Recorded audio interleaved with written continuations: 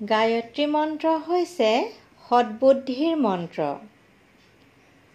ওম ভূৰ্ভুৱঃস্বঃ তৎসবিতুৰ্বৰেণ্যং ভৰ্গো দেৱস্য ধীমহি ধিয়ো য়ো নঃ প্ৰচোদয়াৎ।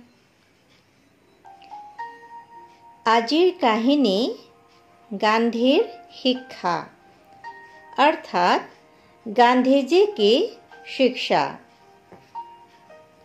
এবাৰ গান্ধী মহাশয় এলাহাবাদৰ আনন্দ ভৱনলৈ আহিছিল।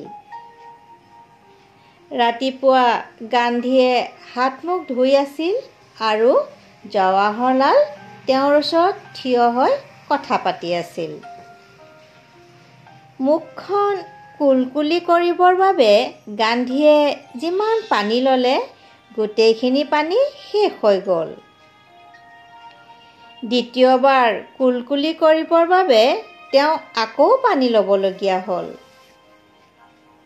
এই কথাটোত গান্ধী বৰ অসন্তুষ্ট হ'ল আৰু ফলত তেওঁলোকৰ কথা বতৰাৰ ধাৰাবাহিকতাত যতি পৰিল।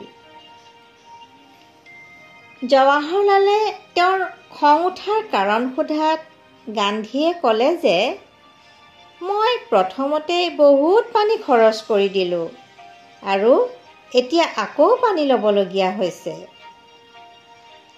এইটো মোৰ বৰ ডাঙৰ ভুল আৰু অসাৱধানতা। জৱাহৰলালে হাঁহি ক'লে, ইয়াততো গংগা যমুনা দুয়োখন নদীয়ে বৈ আছে।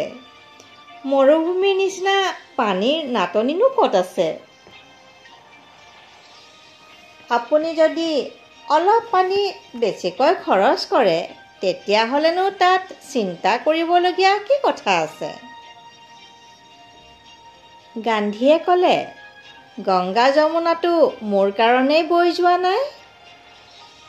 প্ৰকৃতিত যিকোনো বস্তু যিমানেই নাথাকক কিয় মানুহে প্ৰকৃতিৰ পৰা সেইখিনিয়ে খৰচ কৰিব লাগে যিমানখিনি তেওঁৰ বাবে আৱশ্যক।